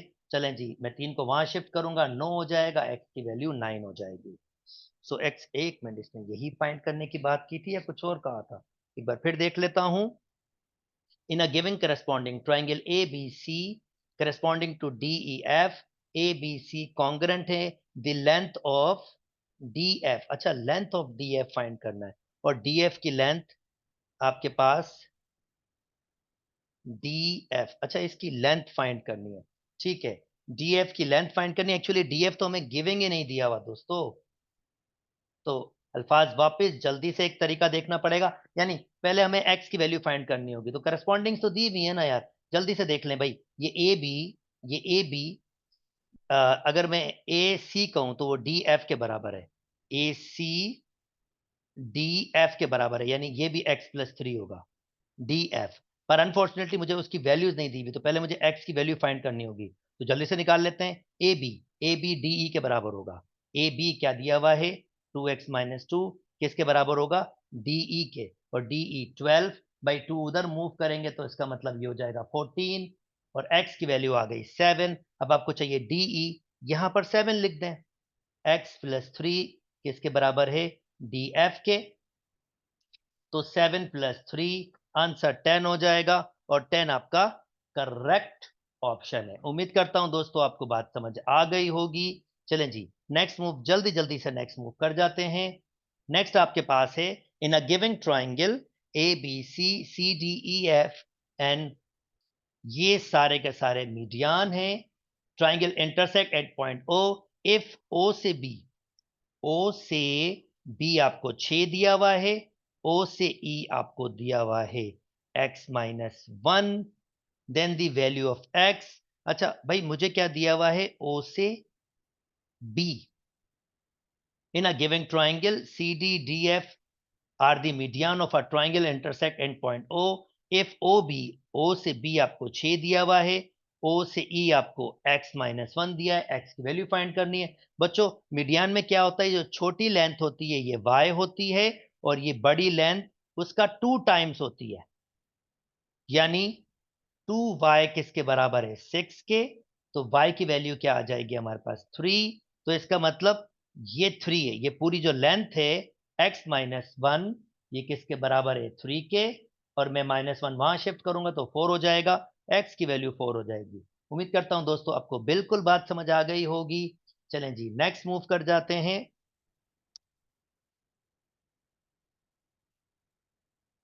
नेक्स्ट आपके पास है दोस्तों, in a giving triangle A B C M N O, ये आपके मिड पॉइंट्स हैं, ये मिड पॉइंट्स है यानी ये साइड्स आपस में बराबर होंगी। इफ बी सी, आपको बी सी कितना दिया हुआ है दोस्तों, बी से सी, मैं थोड़ी सी फिगर को बड़ा कर देता हूं ताकि आपको देखने में मुश्किल ना हो। Yes, if B C, B से सी ये पूरा आपके पास 14 के बराबर दिया हुआ है, एम से एन, एम से एन ये आपको दिया हुआ है 2x माइनस वन के, तो हमें किसकी वैल्यू फाइंड करनी है, x की। बच्चों जब भी मिड पॉइंट्स हो तो ये लेंथ इस लेंथ के डबल होती है, या सादा अल्फाज में ये लेंथ 2 टाइम्स होती है इस लेंथ के, इसके अपोजिट, और ये पैरेलल भी होनी चाहिए, यानी ये लेंथ इसके ट्वाइस होती है, इस लेंथ के ट्वाइस होती है। तो 14 आपके पास ट्वाइस होगा इसके, ओके ये हो जाएगा 4x माइनस टू इधर लेके आएंगे तो 16 दो जमा हो जाएगा, और अगर मैं 4 कैंसिल करूंगा तो x की वैल्यू मेरे पास क्या आ जाती है 4। उम्मीद करता हूं दोस्तों आपको ये बिल्कुल बात समझ आ गई होगी। चलें जी नेक्स्ट मूव कर जाते हैं। कहते हैं in a parallelogram A B C D the value of A की वैल्यू, अ पैरेललोग्राम में ये दो एंगल एडजेसिव एंगल्स होते हैं और इन दोनों का सम 180 होता है। तो भाई इन दोनों को अगर मैं जमा करूंगा तो उसका आंसर 180 आएगा। तो 2a plus 40 is equal to 180, 2a 40 वहां माइनस करेंगे तो 140 बच जाएंगे, और 2 डिवाइड करेंगे तो 70 आपके पास आंसर आ जाएगा। तो सी आपका करेक्ट ऑप्शन है। चलें जी नेक्स्ट मूव कर जाते हैं दोस्तों।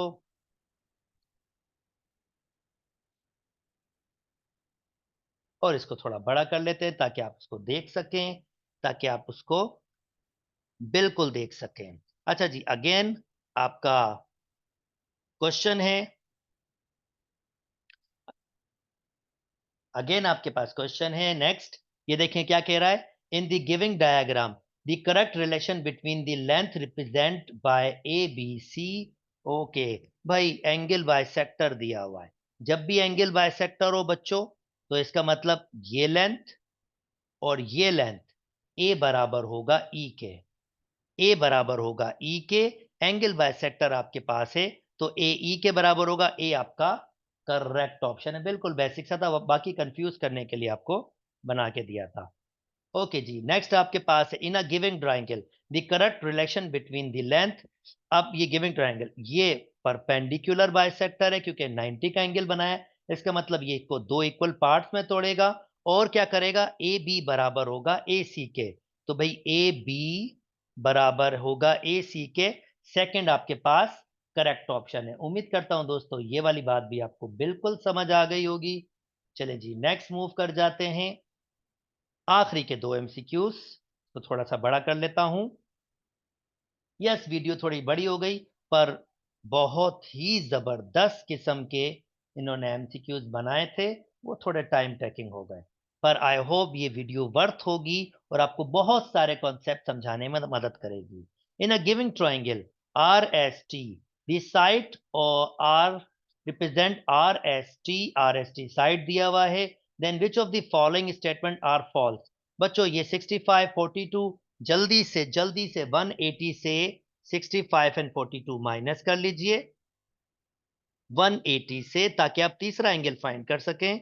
42 माइनस 65, जब मैंने 180 से 65 42 माइनस किया तो मेरे पास आंसर आ रहा है 73। अब बच्चों बहुत सीधी सी बात है, जो सबसे बड़ा एंगल होगा उसके अपोजिट साइड सबसे बड़ी होगी, टी सबसे बड़ी है, दूसरा बड़ा एंगल कौन सा है आपके पास एस आर, तो इसका मतलब ये स्मॉल आर कैपिटल आर आपका बड़ा है तो स्मॉल आर आपकी सेकंड लेंथ वो सेकंड बड़ी होगी, और तीसरी सबसे छोटी लेंथ क्या होगी एस।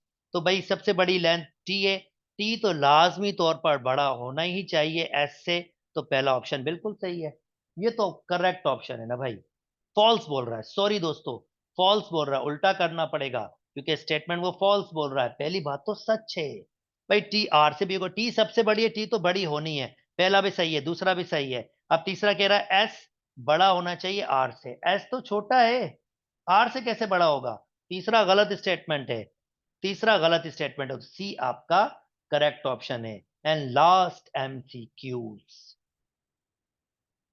okay जी, this one in a given triangle x y z, the possible value of x y z, a possible value of x y z एक ट्रायंगल में तब होता है जब मैं दो साइड्स को जमा करूं, तीसरे से बड़ी होनी चाहिए। 5 और 5 10, नहीं भाई ये नहीं बन सकता। 5 और 6 11, ये तो छोटा है, ये भी नहीं बन सकता। 3 और 1 4, ये तो छोटा है, 5 से छोटा है। 7 और 7 14, 13 से बड़ा है। 7 और 13 21, 7 से बड़ा है। अगेन 7 और 13 21, 7 से बड़ा है, तो डी ही आपका करेक्ट ऑप्शन होगा। ओके दोस्तों, उम्मीद करता हूं ये 50 एमसीक्यूज आपको समझ आए होंगे। उम्मीद करता हूं आपको मेरे साथ काम में मजा आया होगा। मेरी वीडियोस पसंद आ रही है तो मेरे चैनल को लाइक कीजिए, सब्सक्राइब कीजिए और दोस्तों के साथ शेयर भी कीजिए। अपना बहुत बहुत बहुत ख्याल रखिएगा। अल्लाह हाफिज।